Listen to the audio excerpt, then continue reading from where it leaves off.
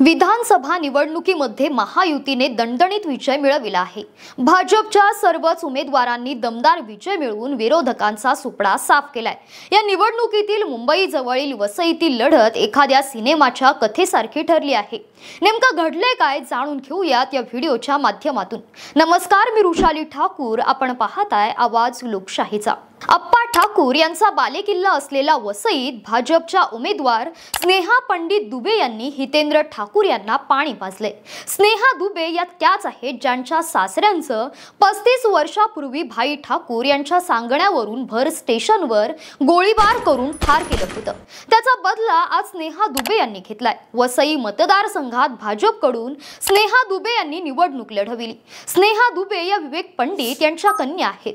त्यांच्या समोर बलाढ्य बहुजन विकास आघाडीचे अध्यक्ष हितेंद्र ठाकूर उभे होते, पण हितेंद्र ठाकूर यांनी अपक्ष म्हणून निवडणूक लढविली होती।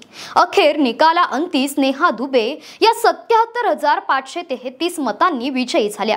इथं काँग्रेसचे उमेदवार गोविंद पाटील यांना 62,324 मतं मिळाली, तर हितेंद्र ठाकूर यांना 74,400 मतं मिळाली।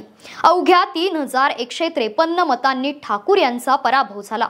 विशेष म्हणजे ठाकूर आणि दुबे यांच्यातील लढाईला रक्तरंजित किनार आहे। 35 वर्षापूर्वी नालासोपारा स्टेशनवर घडलेल्या घटनेचा अंगावर काटे आणणारा किस्सा सांगितला।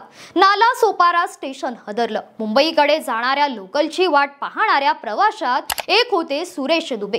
रिव्हॉल्व्हरवर घेतलेले काही मारेकरी आले आणि सुरेश दुबेंवर प्लॅटफॉर्मवरच गोळ्या घालून ठार मारण्यात आलं। या घटनेने महाराष्ट्र हदरला। या हत्येतील गुन्हेगार होते जयेंद्र उर्फ भाई ठाकूर। 90च्या दशकात वसई विरार या भागात जमिनी हडपणे, बळकावणे, बेकायदा बांधकाम यांचं पेव फुटणं, यूपी मधून येणाऱ्यांचा मोठा भरणा यात होता। सुरेश दुबे आणि त्यांचे 4 भाऊ इथे येऊन स्थायिक झाले। भूखंड विकत घेणं, बांधकाम करणे हा सुरेश दुबे आणि बंधूंचा व्यवसाय। यातील एक भाऊ डॉक्टर। एकाच इमारतीत हे सगळे भाऊ एकत्र राहायचे।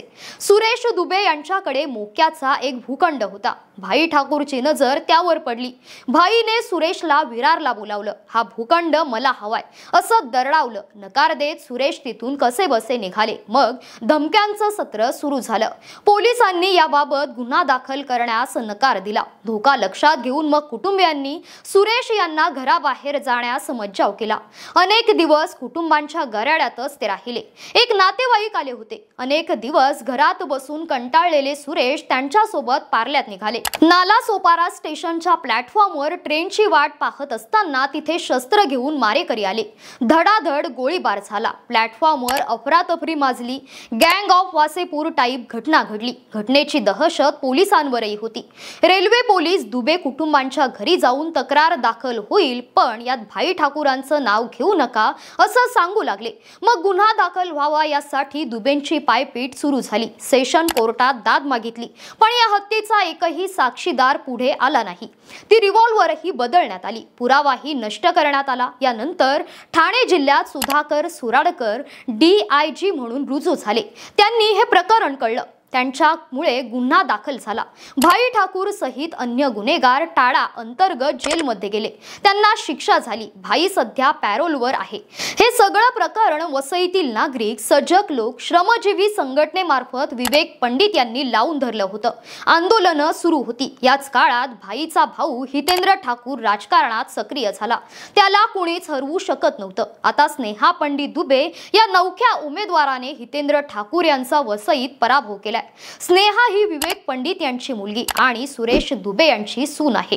याबाबत तुमची मतं आणि प्रतिक्रिया आम्हाला कमेंट करून नक्की कळवा आणि आपल्या आवाज लोकशाहीचा या YouTube चॅनलला सबस्क्राइब करा। धन्यवाद।